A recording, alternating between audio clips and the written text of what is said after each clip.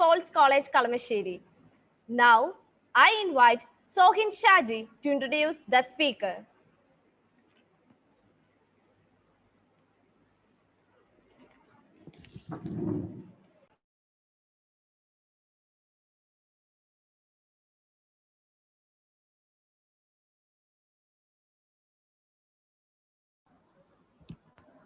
Good afternoon all. I'm Sohin Shaji, Student Coordinator for the National Webinar on Art of Writing and Publishing Research Paper. It is my distinct privilege to welcome Dr. Asha Elizabeth Thomas to this national webinar. Dr. Asha is currently working as an assistant professor in commerce at St. Paul's College, Kalamashiri. She is also a research guide for Mahatma Gandhi University and Kerala University of Fisheries and Ocean Studies. She is the holder of outstanding number of degrees, MCom, MPhil, MBA, MSc Applied Psychology, PhD in Commerce, etc., to mention a few. Dr. Asha has won numerous awards and recognition for her academic and research proficiency. She was also a resource person in the Ministry of Human Resource Development. We are deeply honored to be in your presence and blessed for this opportunity to attend one of your sessions. On behalf of Rajagiri College of Management and Applied Sciences, I invite Dr. Asha Elizabeth Thomas to take over the session. Welcome, ma'am. Thank you. So I can go with starting my session, right, Manju? Thank you very much. The topic, good afternoon, one and all. And I thank all of you for inviting me to this session to share my views on this topic we are about to discuss, that is a successful research career. So as an introductory note, I would like to say that it's an area which does not have a definite, as you say, strategy. It is an ever-evolving field. At the same time, you really have to understand what is happening around us every split of a second. So when I'm going to discuss about how to be a successful how to be a successful researcher, or how to have a successful research career, it's all based on my experience. Maybe, of course, I can also quote few examples from my friends, also from my mentors, gurus, but nobody can say that if somebody follows all of this, you're going to be successful, because there needs to be my mark in every move when I am planning for a successful research career. I have some unique qualities which is vested in me, which may not be identical with another person, maybe my fellow researcher, which I really have to identify, and maybe I have to nurture those skills to be successful in a research career. But before I start with any of my presentations or any of my discussion points, what I would like to say is the success in research starts with passion and it pursues with passion. Because if I'm aiming at many other things, maybe I want to be called as doctor, maybe I want to be known across the globe, maybe I want to get a university professor job, or I want to be part of a research department. All these are something that is going to follow this as a second step. But the first and foremost thing, what a researcher should have is an urge, a passion to know about something, to maybe to travel a little more to a field where I'm really interested. I strongly believe that is a basic required skill for pursuing a research career. Of course, there are many other skills, qualities which we can polish over the years, which can be learned from our mentors, from our gurus. All these are there. So with this note, I start my presentation. The first thing what I would like to, yeah. This is my quote. Being a researcher today is a bit of dichotomy, because maybe I can tell the example of me way back starting my research in 2006, 7, 8, those years. So during those time, even though there was influence of internet, but it was not so freely available as we have it in 2020 or 2021. Because earlier we used to sit in library for hours. We used to look at the newspapers, the paper cuttings. I used to collect, take a photostat, collect it, and then we used to process it. Many of it, everything was not available in net. But today, there is an unprecedented amount of information everywhere, every nook and corner. Information, I'm being flooded with a lot of information.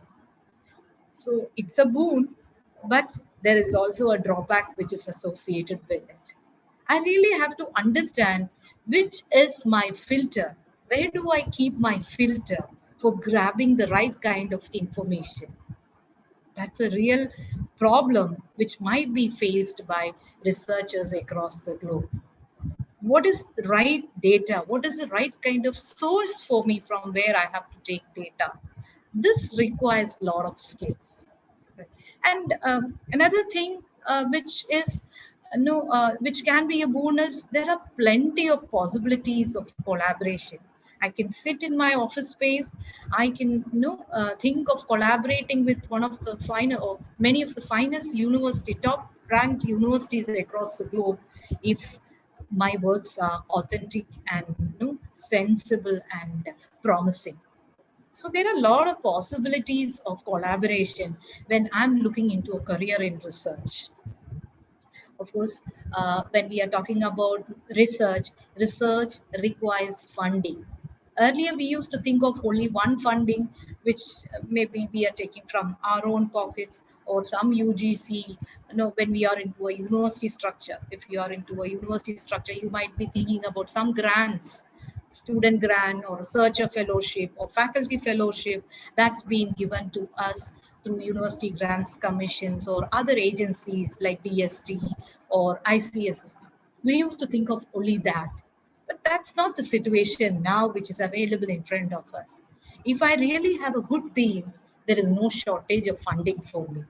I have a lot of agencies which are, in fact, looking for people with innovative, novel ideas, passion for research, good themes that could be useful to the society, people around us.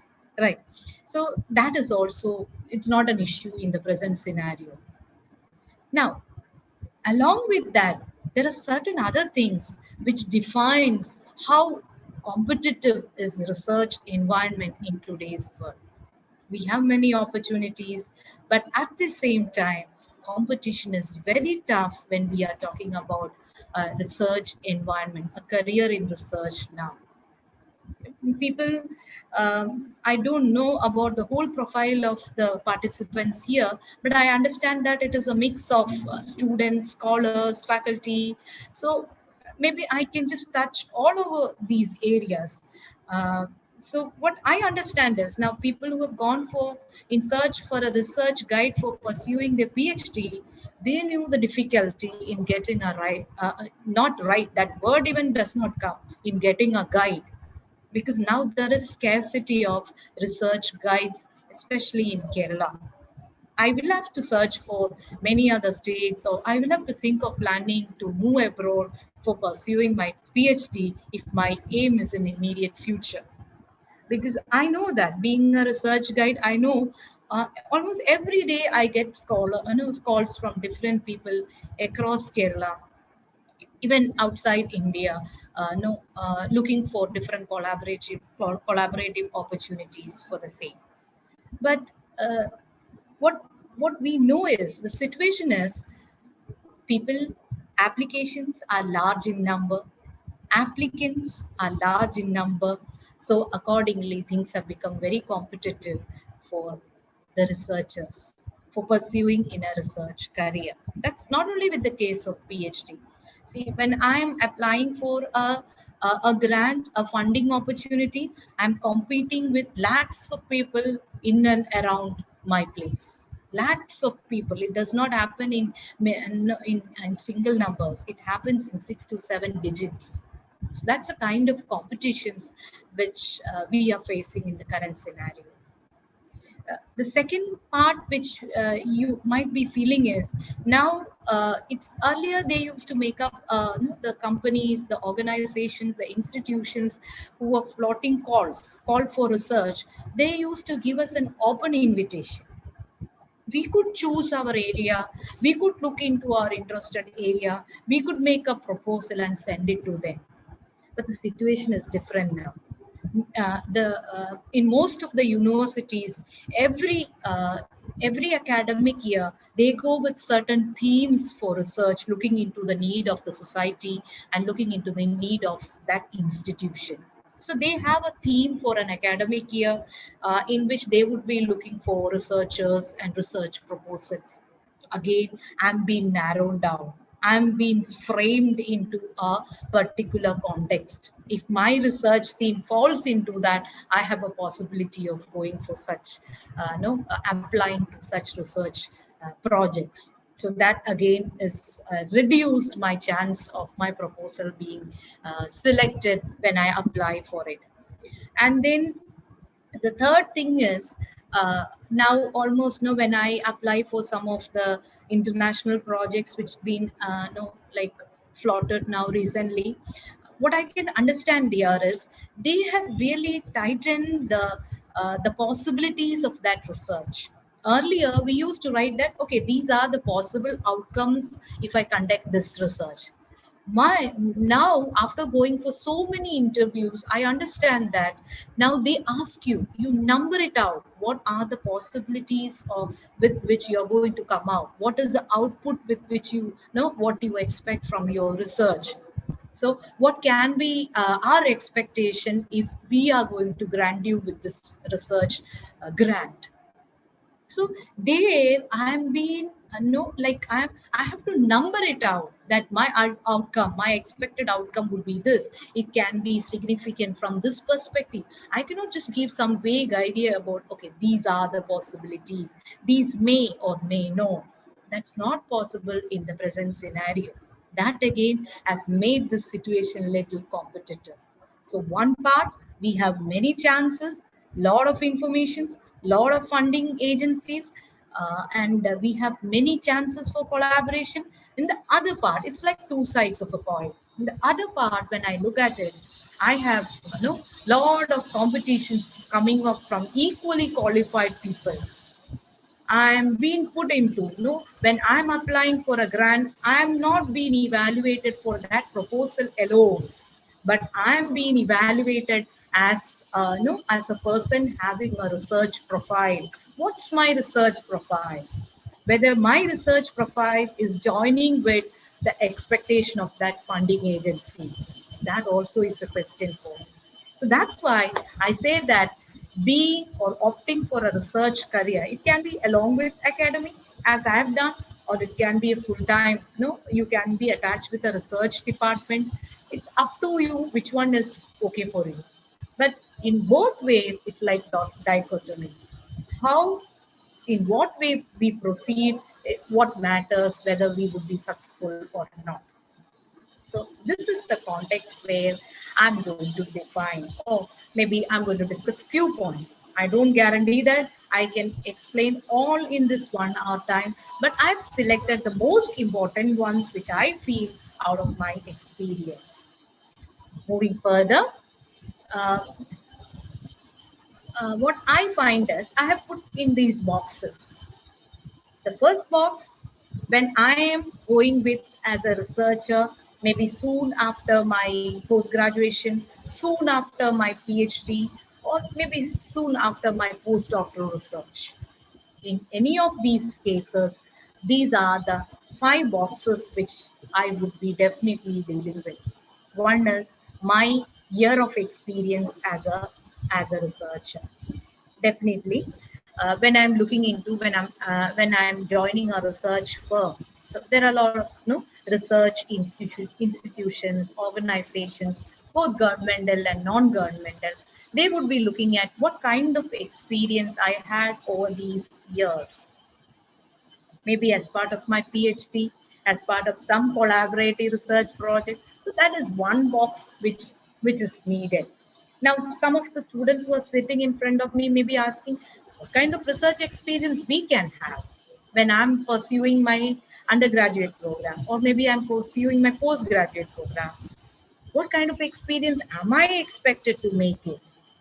Definitely things have changed. When I was doing my graduation or post graduation, the expectations were that I get a good score, maybe I can make one or two publications. That's not what being expected by good agencies, good research organizations, nationally and both internationally. They look at what is the output of this particular scholar as a researcher. They will be looking at the kind of publications you have made, the kind of contributions you have made, the kind of patents you have created, the kind of copyrights you have in your hand. Also, they will be looking at, are you a researcher who is having a profile of collaborative research? Because if you have noticed, you can see that now almost all majority of the research calls which we get, especially in social science disciplines, would be aiming at multidisciplinary research. Gone are the period where everybody thinks that a research is a watertight compartment and a researcher can stick on to that compartment and complete the research. Gone are those times. Now the period is the research should be linked as far as possible to every happening around us. That's the importance of bringing a research topic into a particular scenario. So that's why even if it is a case of 1 year experience in the area of research, the expectations are very, very high. So, has the particular individual was able to establish some kind of peer or collaborative work during his tenure of studies or during his tenure of work, has become a mandatory norm for a career in research. Maybe that is actually I'm quoting as a difficulty also for the new researchers to come into the to the field, into the new field. Second thing is, when you are entering into a research, as no, for every job there are certain etiquette, certain environment which we really have to understand before we can know endure ourselves as a full-time or a hardcore researcher. There are certain areas which might be no we would be able to understand only after no really moving deep into those areas.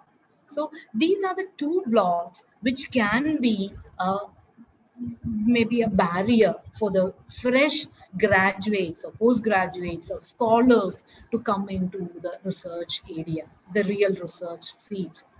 As a researcher, I really face that. That's what we call that as a break in your research career. Once you are through with one or two projects, things become very easy for you. You have a platform where you stand, where you can say that, yes, I've done this. But that first hit really matters. If you're lucky, you will get it very fast. But maybe some of us will have to wait for some time to get that hit, real hit into our research career. But then the golden bag which we have, maybe many of you would be having little heavy bag than me, is your fresh perspectives, fresh mind when we are entering into the research area. That's actually the real need of a research career. New thinking, innovative ideas, new thought process, which can improve a present condition. That's what we call as fresh perspective. That is something which can be quoted as a bonus for the fresh graduates or fresh research, people who are just entering into the research career. Then as I said, no, yes, there can be here as a building block, inexperience as a hurdle in our path, right? But I have put last at the bottom two boxes, which can be the stepping stone for us to enter into a fresh uh, career. That is the mentoring we receive and the guidance we receive. The mentoring is something which can be given only if we are lucky that we have a good mentor who can look into our case, who can sit with us, who can openly discuss different areas, different possibilities, who have enough time to spend for us, who is open to any type of queries. That's something which is very important for a good researcher. I really dedicate all my achievements in the field of research to the people who are passionate about research, who are ready to spend time for me, to listen to me, to correct me with wherever I made mistakes, wherever I went with wrong ideas. They were ready for that. That's not for money. Definitely, that's not for money. That is their passion in the field of research. That is something which I always keep as a model. None of them had taken any kind of monetary benefits or any kind of benefits from me as a researcher, yet they were ready to spend time for me. That's something which is really needed if you're looking for a research career. The guidance and the mentoring, which are beyond any boundaries, which we really have. It's not that it is not mandatory that our mentor needs to be the number one in the global ranking of research. No, I don't think that that's it. Of course, if we are lucky, we can be associated with good renowned researchers who have done good works in our area of interest. That's a second thing. But our mentor whom we select should be having enough time, should be open, should be ready to discuss with us, to listen to us, to encourage us. Maybe our teachers, maybe our professors, maybe our research guides. That really it's something which is left to us for us to identify. So what I feel is, if you are ready, if you have a mentor, a good guidance, definitely you have a path for entering into your research career. And I have put one plan in green color, that is plan for research career. It's not something that will happen in when I get up one fine morning. Yes, I'm going for a career in research. That is not possible. Career in research is a systematic, well planned one. Suppose if I'm aiming at a career in academics as well as research, the need, the, the definite achievements which I need would be different from a full-time researcher. I really have to a plan for my research career. If I do not have a plan, if I think that everything, I take it up, everything as it comes on my way, that will not be. Suppose if I'm looking for a minor project or a major project, a funder project, I have to say you that we have to go with continuously applying to different calls every now and then until ours is being accepted. Some of them will ask us to revise it maybe 10, 20 times. I have experience of revising the same proposal for 20, 25 times for different stakeholders of the same project. When they come for a conference or a meeting, they will say, okay, why don't we do in this way? Why can't we include this aspect? Why can't you revise it to these by including? So definitely there will be revisions, there will be corrections, there would be chances for us to try again. We will not succeed in every first try. But what is needed for a career in research is plan for research career. Plan for research career, it should happen. No, maybe you can plan for in the first year, I'm aiming at creating a publication in my area of research. Second year, or maybe after few publications in that area, I can go for a funded project. Because when we are applying for a project, always they ask us what is the experience you have in this particular field, what kind of experience, past experience you have in your selected field. So if I can say that, yes, I have this much of publications, I have small projects that I have done in this project, that's my cutting edge to a major project. They have to feel confident that I'm competent enough to pursue with this area. I have the required competency for proceeding in that area. And there is another thing, okay, which I have felt over my year. See, when I'm taking a brand new topic as for my research study, and when I go for a presentation based on that, I find myself not so confident. there is some kind of fear in my mind always, when I'm making my presentation. But if that case is different, when I'm going with a topic which I'm familiar with, in which I have done some work, maybe in some kind of like publications or some minor work, maybe a collaborative project with my students, that's enough. But I need to have a background. So that background, we cannot create it in one fine morning.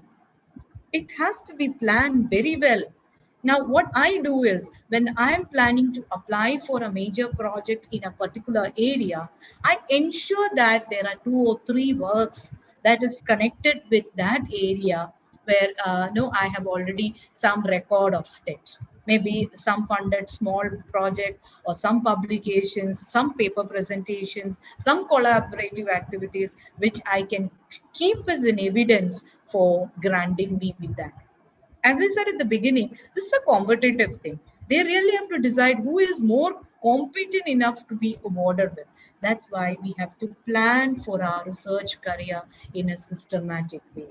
Some people know, I have heard them saying that, okay, anyway, I have 10 years in front of me for completing my PhD. So I will wait for the 10th year. So maybe by that time I can, I can do the work. Initially, for some time, I will take rest. That is not at all suitable for a successful research career. A research career can be built only if there is continuous activities connected with maybe in your chosen field, continuous outputs that has to come, big or small. If I am planning for a PhD, after PhD I will wait for 5 years. Then I think of going for a postdoctoral research. Then I think I wait for another 5 years. Then I think of going for my major project or some funded project. That will not happen. That cannot happen. A researcher, if he or she is really interested in pursuing a research career, there should be continuous marks or footsteps in the area of research. So that's the first thing which I would like to share. Now I have 5 stages which uh, I underline that is a must. That is definite if you really have to go for a research career. I've just numbered these 5 points. The first one is, this is something which I'm just telling out of my experience. Career planning first stage, selecting a research discipline area. Now I'll share my experience. Okay, I'll share because I was no, maybe I started my serious research only after my MPhil. Once I was attached to Kerala University of Kerala. There I understood that research is something which can be seriously undertaken by us, and it's really interesting. I got that pulse from there. So first thing what I understand is we have to select a discipline, a research discipline. It is not that for 100 years, if I'm doing research, it's not mandatory that I have to stick on to that particular topic for 100 years. But definitely, I have to select a research discipline or research area where I can be identified as an expert, where I can have some upper hand when I'm discussing about that area. That's something which is really needed if I'm planning to choose a research career. Because every now and then, if I'm looking for different areas, just to make a publication, just to present a paper, if I'm just taking one topic from here and there where I don't know, just for the sake of publishing, just for the sake of presentation, I'm just taking different areas, you can be definite that we will reach nowhere. We will not have a career in good or a successful career in research. We really have to establish ourselves in our research area. We have to have a networking, a team of people, similar thinking, similar minded people who can collaborate and do research. See, when I'm doing a research, one of my interested areas is financial literacy and financial inclusion. Right. So when I'm doing works, when I am actually going with a new team in that work, I always look for some researchers. who have done studies in that, because I know that they are the people who are currently pursuing their serious research in this particular area. So I'm always looking into their works. I'm also trying to have some kind of collaborations with them. Maybe they are from an international background, maybe they are from an national background. But that networking, at least reading their works, will help me to understand. Yes, this is the pulse that is happening around the world in this particular discipline. Likewise, each of us should establish ourselves if we are planning for a real research career. We have to be known for a particular area. It's not so easy. It's not so, as we know, simple. We have to establish, we have to go with lot of studies, in-depth studies, lot of collaborative works if we have to really establish ourselves in that particular discipline. And then while selecting our research discipline, make sure that we are genuinely interested in that area. If it is because of someone else, if it is because I had a friend who did that work, if it is because my university is promoting that particular type of work, or maybe if it is because that work receives a lot of funding, that will not reach anyway. Maybe initially I can, if I'm very new to that, I can select that topic. Later, I really have to understand whether do I really enjoy doing research in that area. Am I really interested? Does my discipline, does my learning supplement the research in that area? Such things we have to consider. So this is the first step towards planning a career in research. That is, we need to select our discipline. Maybe by chance we took a topic for our PhD, okay? Because of our guide, because of the suggestion of our mentor, we took a topic and we got interested in that. This is a green signal to proceed in that. But if no, after doing my PhD, no, my PhD was in stock market. It was on financial technical analysis tools. So after doing my PhD for no, I did my MPhil and PhD in the same area. So after completing that, I felt that no, this is enough. I'm fed up with this area. Now I don't think I can move further in this area. So what I did is I took another area in finance which was catching my attention. It was long back. From then onwards, I started studying maybe in a multidisciplinary angle, but in the same area where I'm interested. So that has helped me a lot when I'm going for presentations or when I'm going for applying for different proposals. I have evidence to show that I've done a lot of work in this. So why no even when I'm being questioned, when I'm being debated for many areas, I'm confident that I can be as you say, I can openly face those questions because I'm confident. I have established my stand in that area. Maybe I'm not the number one,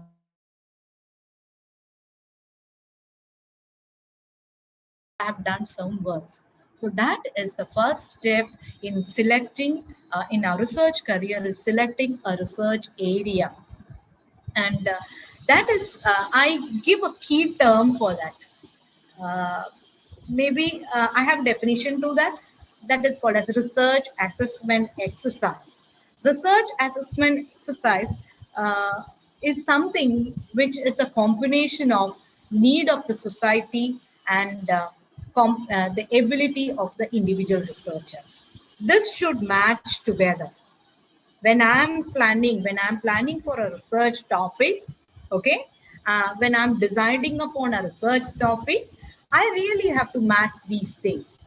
First is I have to look at my interest, my passion, my competencies. Then I have to match that with the need of the people around me, need of the society around me.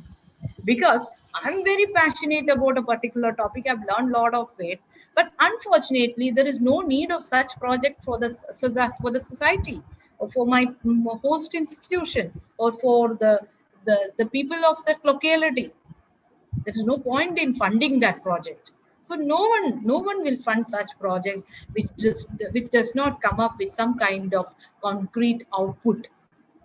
So that is why I say that in our research assessment exercise, definitely there should be a combination of these two things.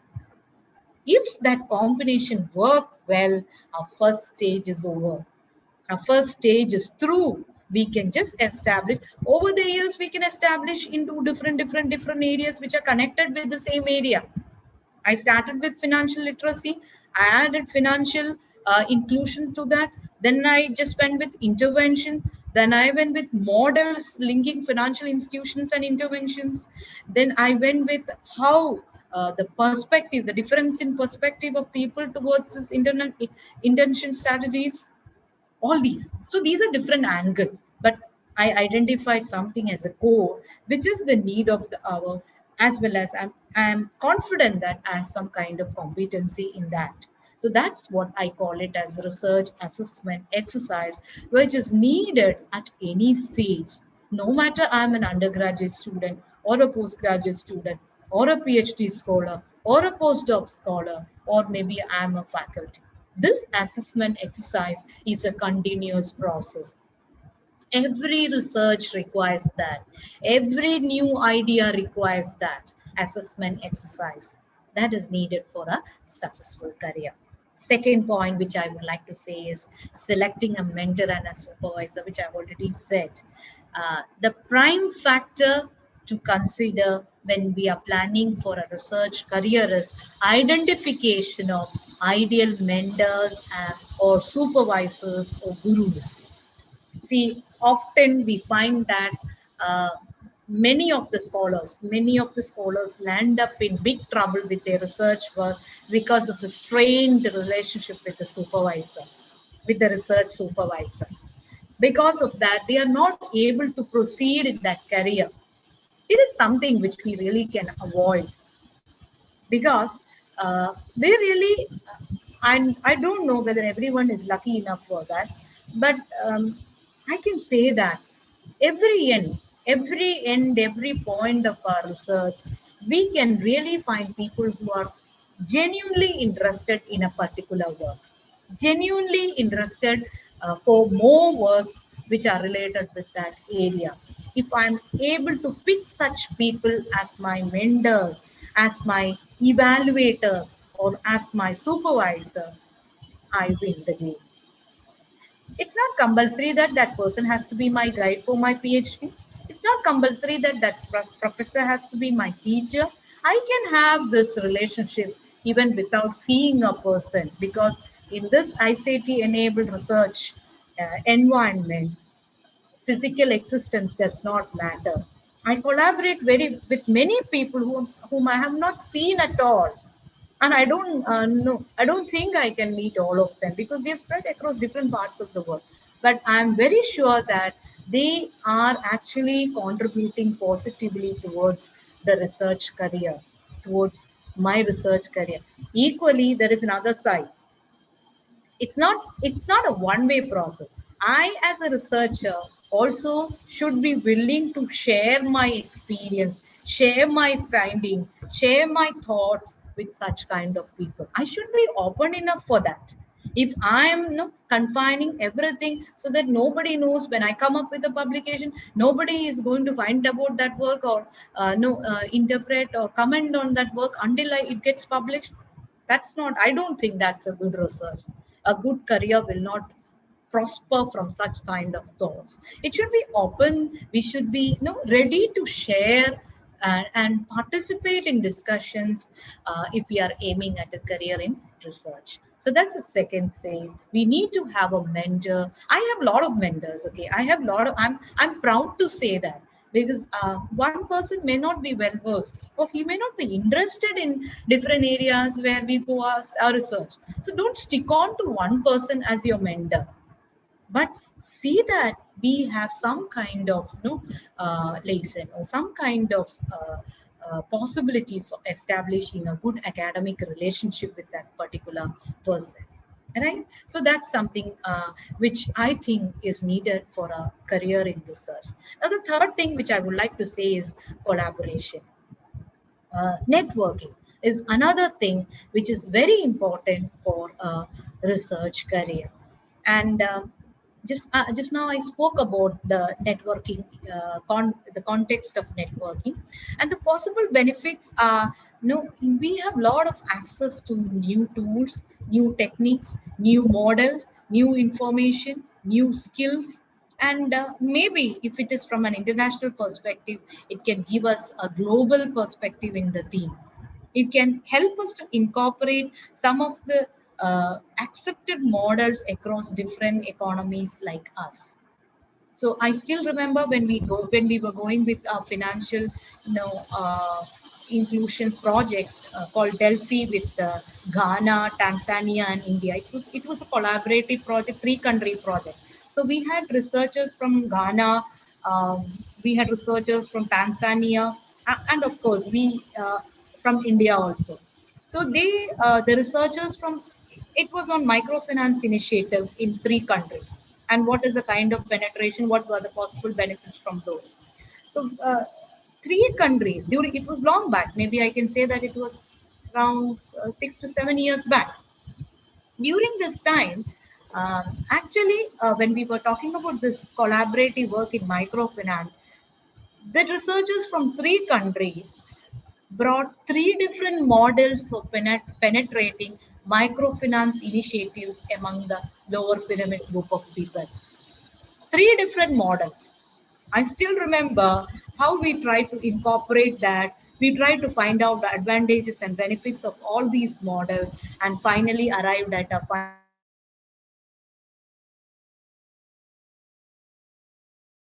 where okay, if the situation is this, you can go with this model. If the situation so and so, we can go with this model. Because we already had three models that were successful in three different contexts, three different countries. So that's the power of collaboration. So that's the third most important thing what we have to have when we are planning for a career in research.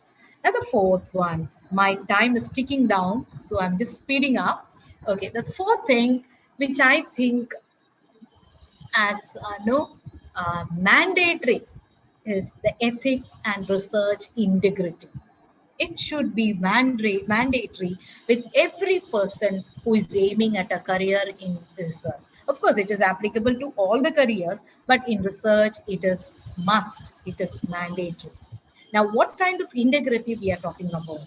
Integrity is honesty in all aspects of research, accountability in the conduct of research, ethics in the use of resources, courtesy, professional courtesy, and fairness in working, when we are working with others. Then, as we say, uh, I will say a small example when we are doing with research. Normally, ideas.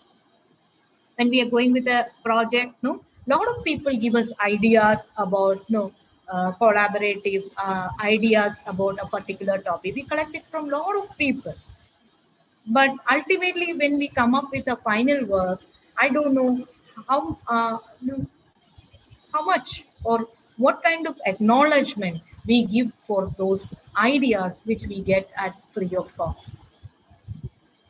What kind of acknowledgement we give for such type of open-hearted people who are ready to share their findings with us. So research is a field which cannot exist on its own. It's related with every activity in the society. So if we are very specific about our achievements, there are possibilities that we will lose the integrity in our work. So we really, what I feel is, we really have to think from the angle that we are building a career at the cost of others.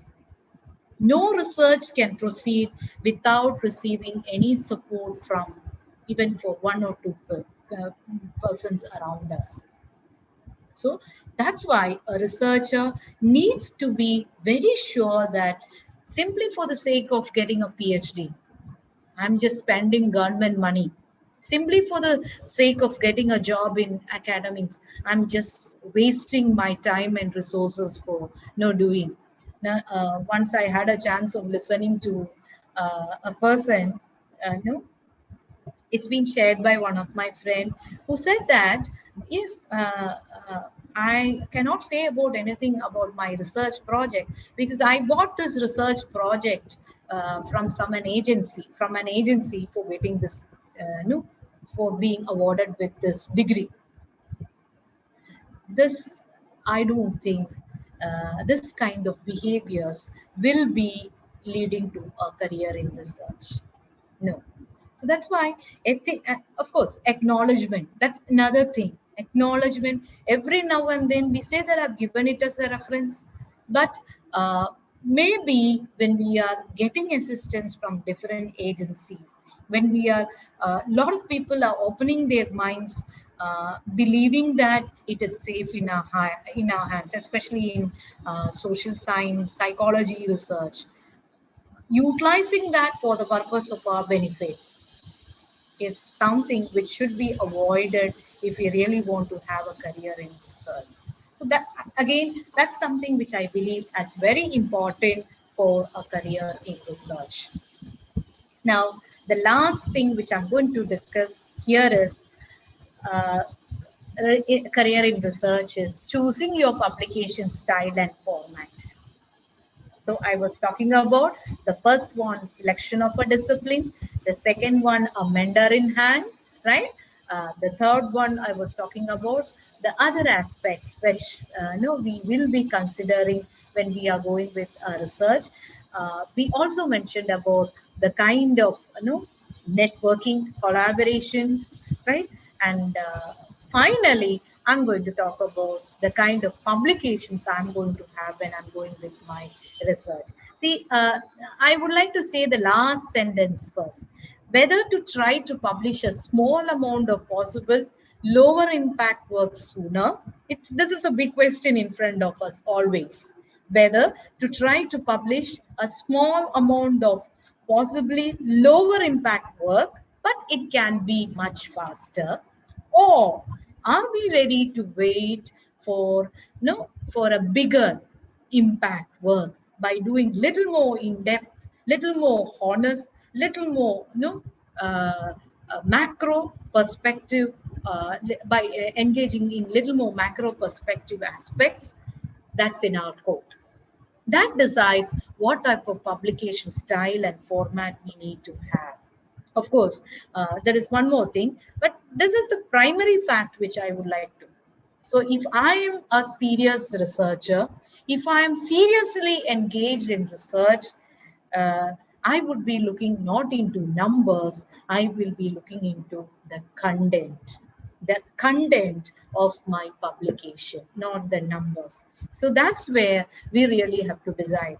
So we have now university structure itself has defined what kind of publications are expected from people who are very much serious in research. They have already listed under care listed category journals as well as Scopus, ABDC, all these categories are there. Apart from that, internationally reputed books, all these are there. But each, what we really have to understand, each of this will be having their own style. I cannot just follow one style and no, apply to all these categories. It's not possible. All of them would be having different definite styles of publication. And another one is, suppose if I am sending an article to a journal in human rights, the style they expect in such discipline would be different from when I'm sending that to a finance journal, finance specific journal. So there can be discipline wise format difference also. A researcher, if aiming, even though no matter whether your work is good or bad, the possibility of getting published it from such journals, if your style is different, is very less, or maybe very rare to happen. So I really have to understand what is the style of this particular journal in this particular discipline. I have to format my work accordingly. So that's what career planning is all about. I really have to plan my publication before thinking about writing itself. I have to see that I am just sending it to this. No, maybe I'm talking about finance journal.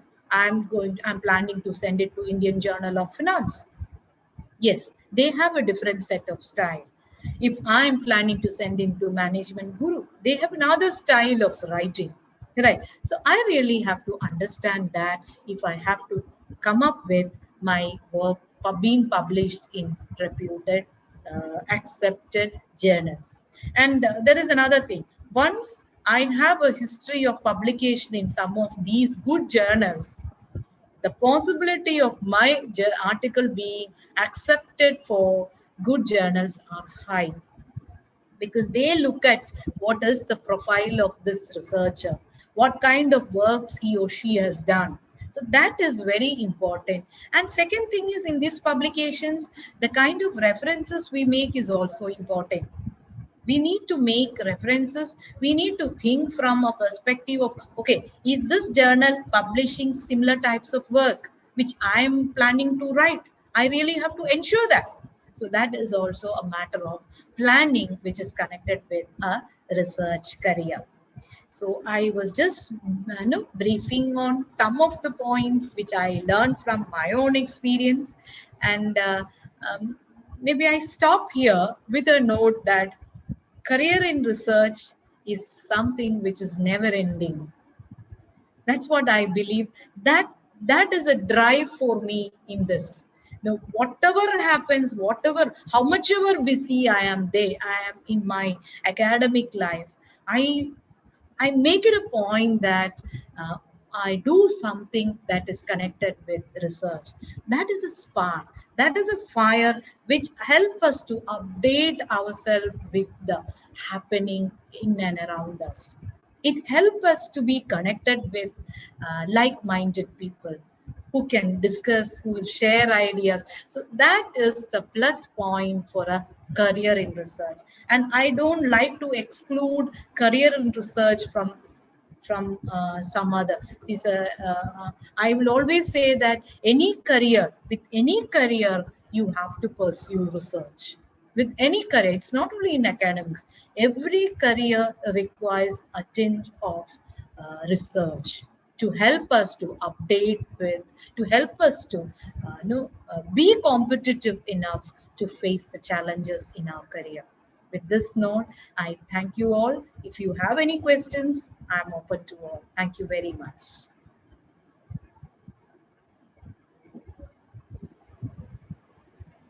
Thank you, ma'am. Now the session is open for interaction. You can post your questions in the chat box.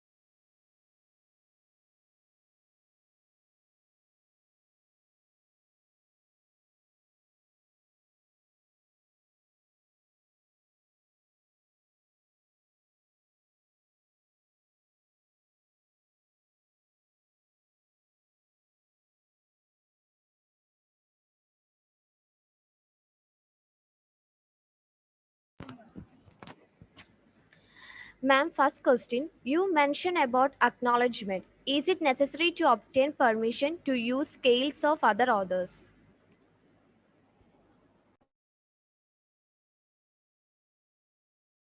I have a question here which I found interesting. Can I answer that?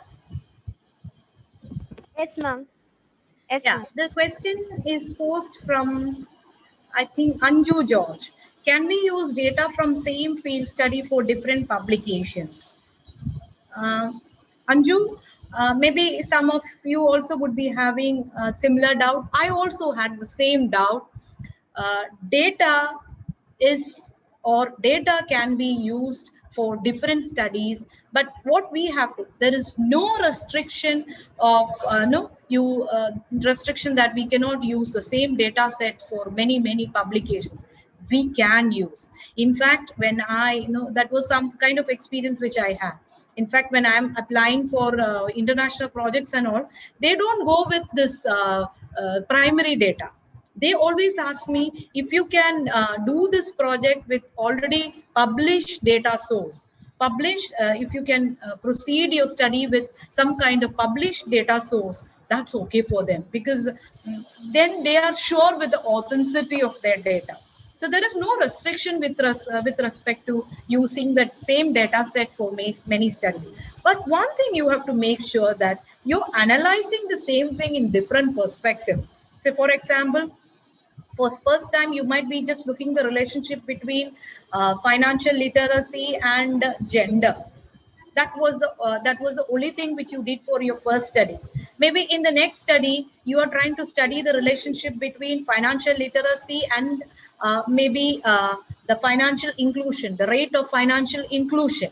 So that kind of studies can, the data set is same form, but the study went with different angles.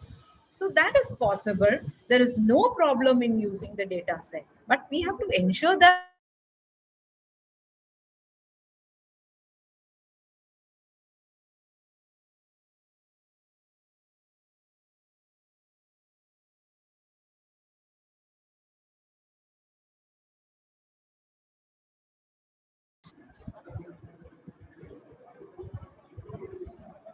yeah.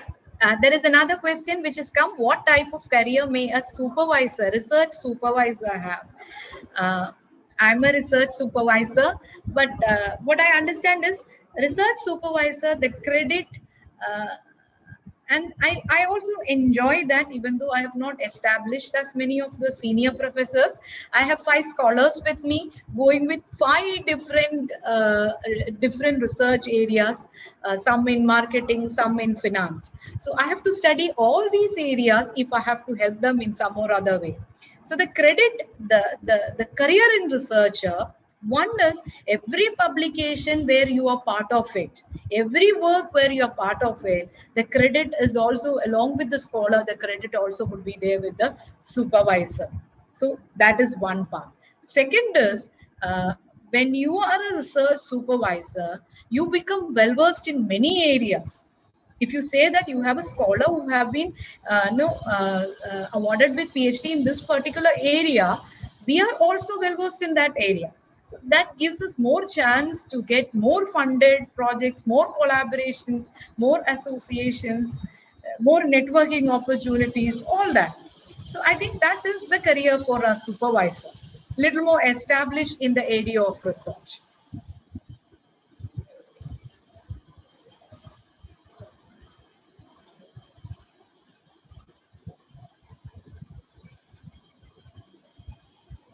No.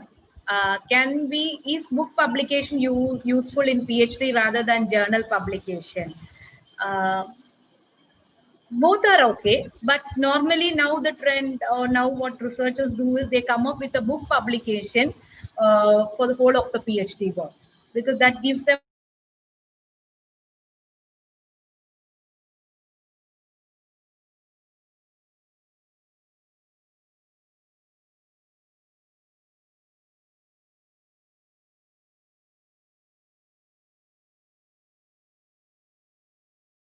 you cannot go with the same article being published in a journal and a book. That's not possible.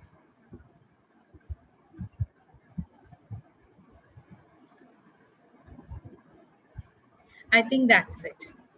My PPT, yes, it is open. I can share it, no problem at all. I'll share to one of my student who is also coordinator of this program, Ashwati. She was one of my brilliant student. So I'll share it with her. Maybe you can take it from her. Thank you very much.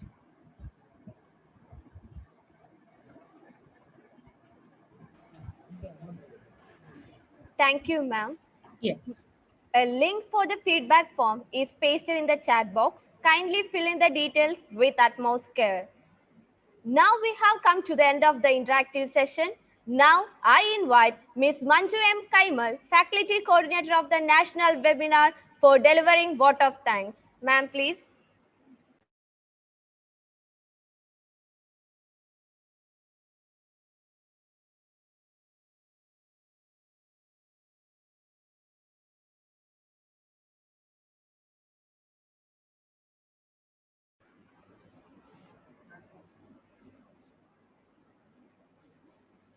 Warm good evening, respected resource persons. Our most respected director, Reverend Father Matthew Vatatara CMI, Principal Reverend Father Ajish Kurushiri CMI in their absence, Head of the Department Ms. Anupa Stanley, faculty coordinators, student coordinators, and participants from various parts of the world. All good things need to come to an end. When it becomes beneficial and positive, it is indeed very much joyful. Myself, Manju M. Kaimal, Assistant Professor, Department of Commerce, Rajagiri College of Management and Applied Sciences, Kakanad. I am here to propose the vote of thanks. At the outset, I believe that we all have done justice to our time and efforts for the past 2 days. Knowledge is always useful for mankind, and if it is skillfully applied, it becomes worthwhile. Same is the result of our national webinar, where research paper is known to all of us, but skills to put up with a quality paper is always required. I strongly believe and affirm that you all have been benefited with all our 4 sessions. Let me move on to my responsibilities.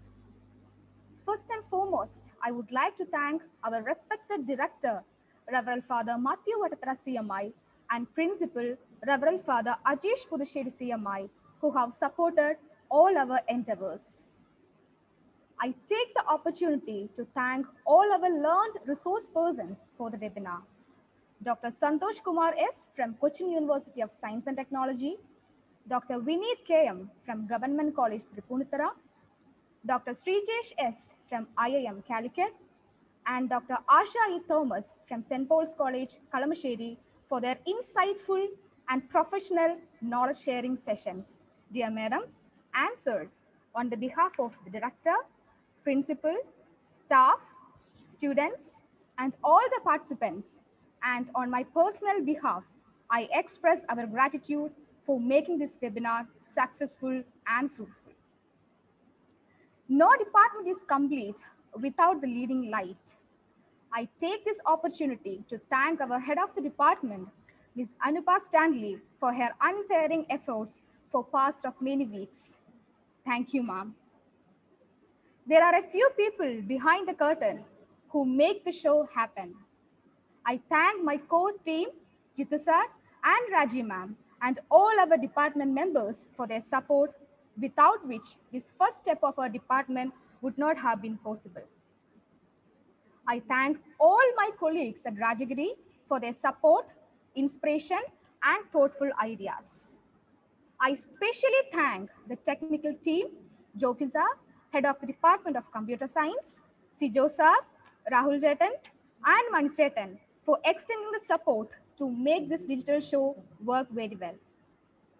Now, I would like to thank our student coordinators and volunteers of Rajagiri College for all their energetic efforts. Last but not the least, I thank all the participants without whom this program would not have been a success. The active participation of them has given our resource persons the motivation and energy to deliver. I thank the Almighty for showering His choicest blessing for making this program a grand success. I thank everyone for their patience during the technical glitches. With this, I would rest my words. Thank you one and all.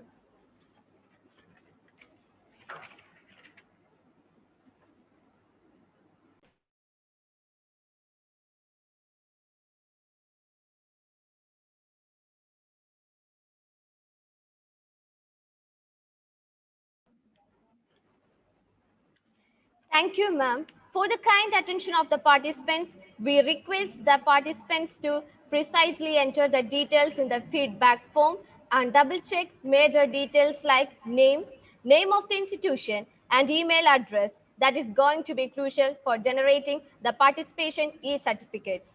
Certificates will be issued within a week's time. Thank you all for wholehearted cooperation and participation. Wishing you all a great day and the very best. Thank you. Thank you so much.